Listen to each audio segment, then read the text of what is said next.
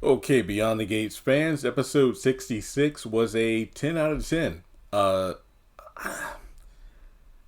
I thought that I would rank episode 65 higher than that, or higher than this, because of Anita's scene reading Barbara's letter, but I really love the follow up between her and Vernon because to me that just elevated everything regarding the articulates, Anita's past, and how that's going to dictate things moving forward. But yeah, I think this episode had a great opening. Then we learn about Sharon and Tracy and their motives for the reunion. But of course, I think that the main thing that fans are talking about was Danny and Bill's scene at the hospital. That to me was just perfection. So, perfect episode, 10 out of 10. And before moving forward, please take a moment to hit like and subscribe. And let's get into this video because what's today? Thursday? So, okay, 2 episodes left. All right, let's get into it. So I'll talk about the Vernon and Anita stuff first. So we pick up exactly where we left off, where Vernon walks into the living room and notices Anita just staring off into space, still reeling after reading Barbara's note. And she reveals the dark secret to Vernon that she's been carrying around for so long. And you could really tell the hurt here. And I think one of my favorite parts of this speech was or of the dialogue was Anita not telling Vernon because of the fact that she knew Vernon would absolve her of any guilt or shame, even though she deserves to wallow in this pity. But Dante, and apparently Vernon knew of Dante, saying, I never liked him. So essentially,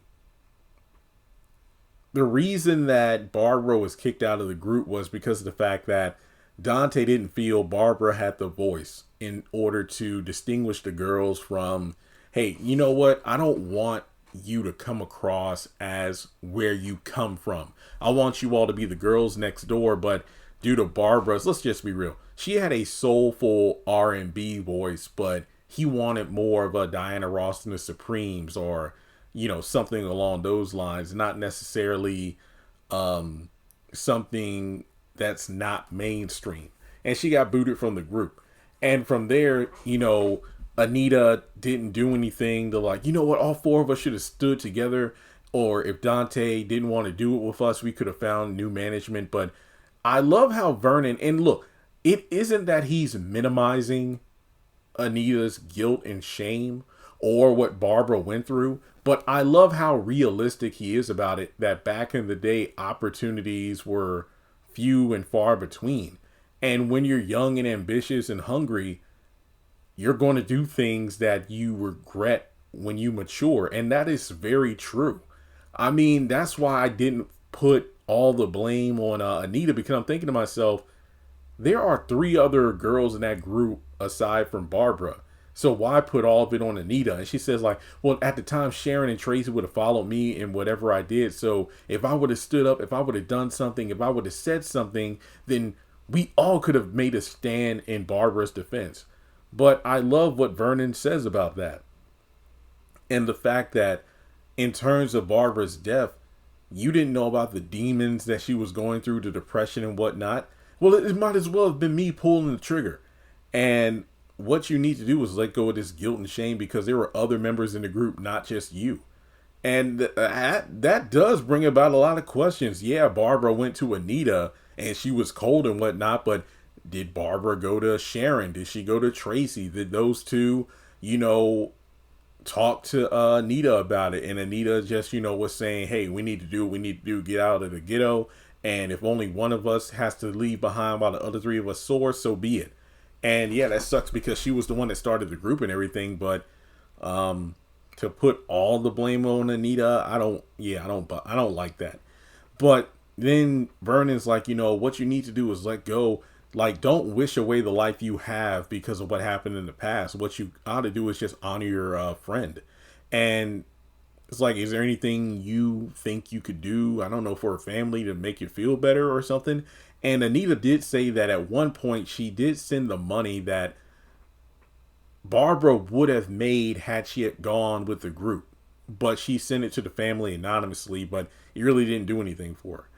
And then that leads to a scene, and she basically says that the reunion is off. So then that leads to the scene at the diner where Sharon is talking to Tracy about, and I'm really trying to comprehend this. So she's like, you know what? Anita used us as stepping stones to go solo and blow up. So we'll do the same thing. I want to use this tour or this one night reunion or this tour, whatever it is. And as soon as I get my moment in the spotlight, I steal it from Anita. I want to go and then go solo and whatnot. And I'm like, okay. If Sharon had a success, okay. She was no Anita in terms of her career post Articulates. She literally told Anita that Dante spread rumors about her being drunk or, getting on stage high or whatever. So Sharon never had a solo career. She basically said her and Tracy never had a successful follow-up post Articulates because the odds were against them because Dante threw dirt on their names in order to make Anita look all the better. So I'm wondering, what does she expect from this tour? Because she's like, what we're going to do when it comes to the songs? We're going to split the vocals like it should have been back then. So I guess we're to assume Anita was the one who did all the leads and whatnot. And I'm really thinking, Sharon, ain't nobody coming to see you, Anita. No. This I don't think this is going to work the way you think. It really isn't. I mean, but then again, this is a soap show.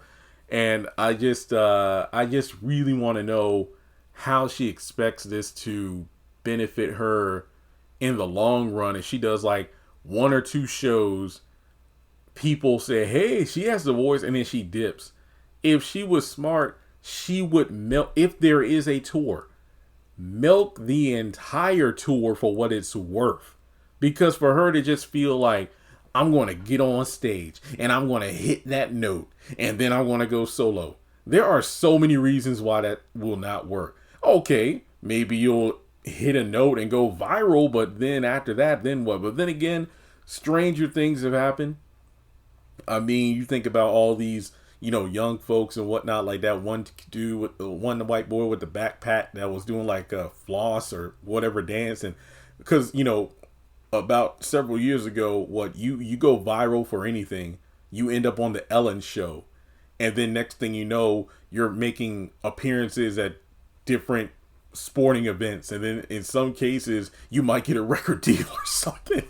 So I don't know, maybe Sharon got something, but I highly doubt this is going to go the way she wants. But Tracy being the voice of reason, I don't want to do this. I mean, if we go on this reunion, you be upfront about it, because this whole underhanded tactic stuff is just not going to do it for me. If you want to use, honestly, taking the underhanded tactics aside, I don't see why Anita would have an issue with Sharon using this tour to kickstart her solo career if she does it after the tour. Because Sharon, okay, I compare it to this. Imagine, okay, so in the height of the Thriller era, he did the Victory Tour. People are like, yo, Mike, why ain't you doing a Thriller Tour? Now, there are conflicting stories. Obviously, the main one is Mike did it as a favor to his family. His brothers needed it. He didn't need the Victory Tour. I think some sources state that at the time, Mike was ready to move on to the next era. I don't even know if a Thriller Tour was even going to happen, because he was ready for the next thing, because he had truly at that point milked Thriller for what it was worth. Now, I'm not saying a Thriller Tour would not have been successful, but he had done all he needed to do for that album, and we're in 2025 and it's still the greatest selling album of all time. But the Victory Tour, it's just so ridiculous. It's like, imagine if, let's say, of all the Jacksons, Jackie was the one who was like, you know what? I'm going to do this tour. And we're going to split the songs. I'm going to sing Billie Jean. Mike isn't going to sing all of Billie Jean. He isn't going to sing all of Don't Stop Till You Get Enough. We're going to split the vocals on that. And I'm going to give my chance of fame, and then I'm going to go solo. Ironically enough, there was a lot of infighting on that tour between the brothers, but it's like, bro, it's Mike's show. People came out to the show to see Mike. They don't care about the rest of you like that. It's the same thing here where Sharon really thinks that, and look, I'm not dogging the Articulates in terms of how big they were. Obviously, they were successful, and then Anita eclipsed the group. It was like Bobby Brown. New Edition was big, but once Bobby got kicked out, he was the biggest member of the group. Well, I'm sorry, his solo career, or let's just be real, Don't Be Cruel eclipsed everything New Edition did. And if memory serves, the Don't Be Cruel album is actually, let me Google it. Didn't it go diamond? I think it sold over 10 million records. I gotta Google it because I feel like it did. Don't Be Cruel, because I think Any Heartbreak was the biggest selling New Edition album. I think that went like double platinum. But Don't Be Cruel. Sorry for the wait here. I it's bothering me, and I definitely got to look it up now. Holy crap! It went 12 times platinum. It sold over 12 million albums. So I mean, yeah. So Bobby Brown, Don't Be Cruel, it just demolished New Edition as a whole. And I feel like with Anita, it's the same thing. So for Sharon, who never had a solo run, I don't really expect what she thinks this reunion is going to do, because is the demand for the Articulates in 2020, whatever year it's supposed to be in the show, the same as it was back then? Probably not, but whatever. And she does agree to be upfront with Anita about her intentions. So when she steps away from the table, Vernon actually calls Tracy, and Tracy's face kind of lit up when Vernon called, but he calls just to say that Anita doesn't want to do the reunion anymore. But he does encourage her, saying like, if you three do want to do the reunion together, just, do it for like, I guess, the right reasons, or to remember what you girls had. Because obviously, even though Anita doesn't want to do it, Vernon feels like maybe this is the best way to honor their friend. So that's pretty much all there is to say about that. Now, in regards to Andre and Danny, apparently they had the greatest sex they ever had with each other, because their argument after, hey, we need to have a DTR. But then after the fact, she labels him CEO in terms of executive of orgasms or something, and that was pretty funny. So in the midst of them actually seemingly making progress towards a title to what they are, that's when she gets the phone call from Naomi that, hey, Dad's in the hospital. So Danny rushes over. We go over to Uptown, and Chelsea is getting a drink, and she notices someone looking at her, and she ignores Naomi's call. And it turns out this is a fine young lady named Madison, and they sit down to talk and to know each other a bit. Madison is rather mysterious, and Chelsea just is an open book, saying that, hey, I'm down for anything. And their conversation, while good, just randomly ends when Chelsea gets a text on her phone, and it's from her sister saying that, hey, Dad was in the hospital, but he's okay now. So I don't know if Madison just left to be mysterious, or if she's like, oh, she took a text in the middle of a conversation, I'm going to bounce. She's going to come back. I have no doubt she's going to come back.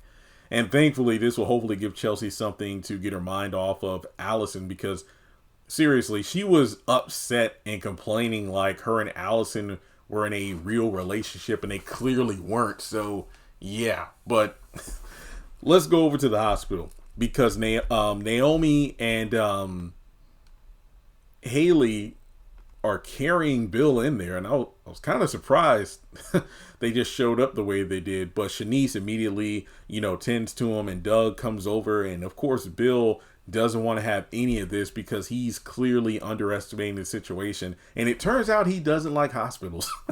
But that's when Naomi goes to decide with Shanice and ask if her dad had a stroke, and then he's in the hospital bed. But long story short, it was a mini stroke, and this is something that needs to be taken seriously, because while at this moment nothing serious happened, this mini stroke could be a sign of a major one down the line. And he does not want to be in that hospital another second. He's like, hey, well, legally you can't keep me here, Well, no, I can't, because I do recommend you stay at least one night so we can observe you. But if you want to go home, you got to do three things. Anything.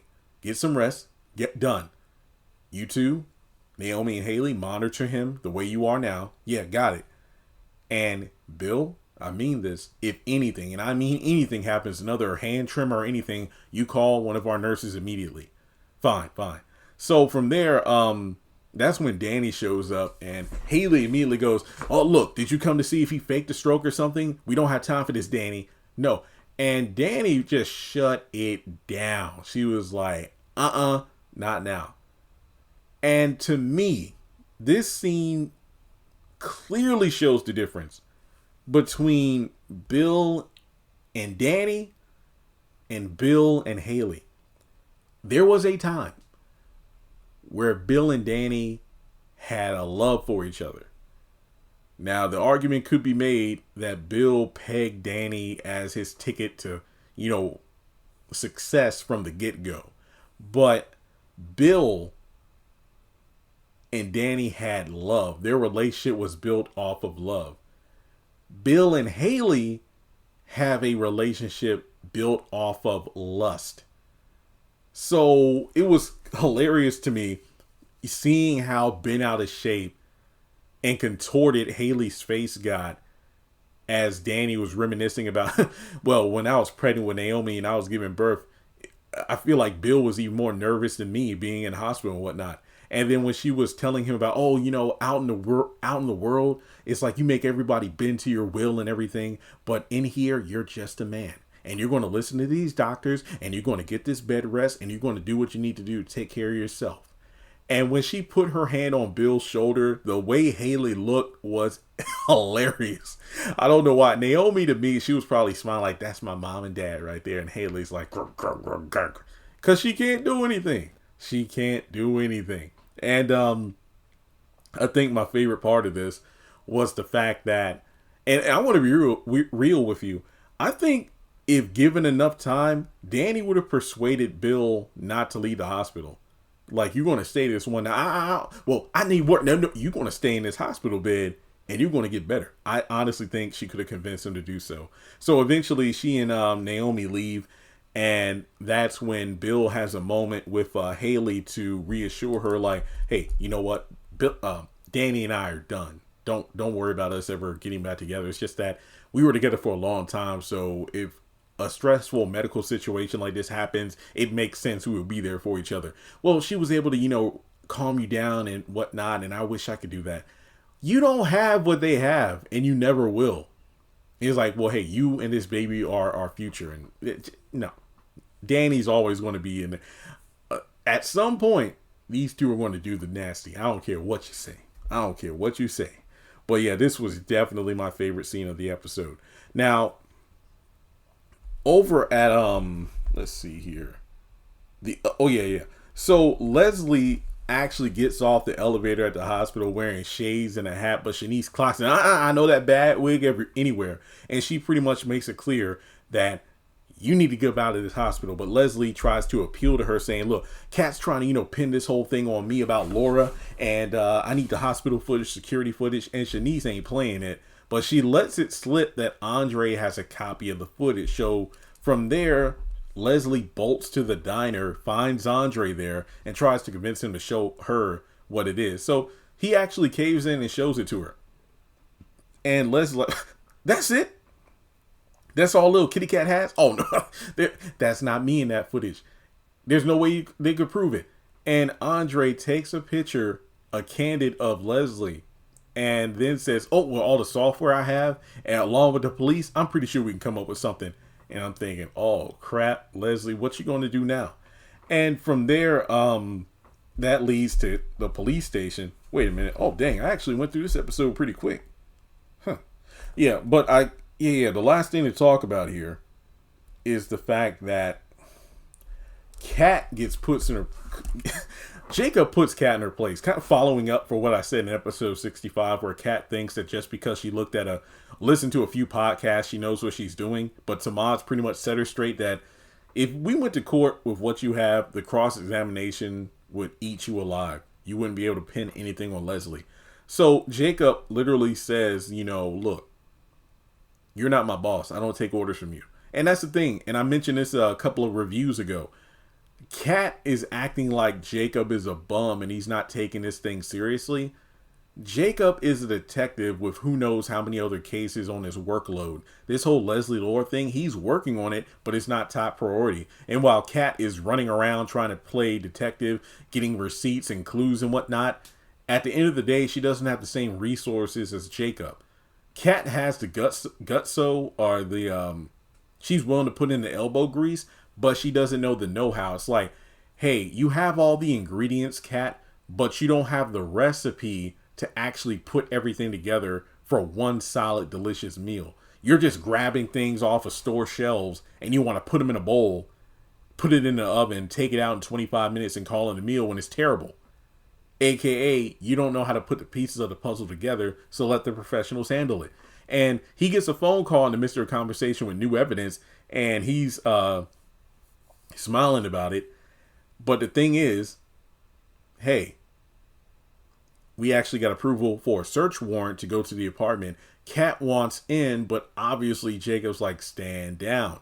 And this just makes me go, man, this is some bull. Because if Eva didn't take that helmet and the gloves, and they're going to the apartment right now, and Leslie's not even there, they could pin this on her by finding the helmet and whatnot. So, yikes. But Kat is determined to be involved in this somehow, and I'm just like, Leslie warned your ass in the last episode, but she'll have to learn the hard way, it seems. So overall, yeah, very solid episode. I'm definitely rewatching the Bill and Danny scene again. It was great. But yeah, Vernon helping Anita through her grief and the fact that don't put all the blame on yourself makes a lot of sense. All right, well, with that being said, like and subscribe, and I'll catch you all in the next video.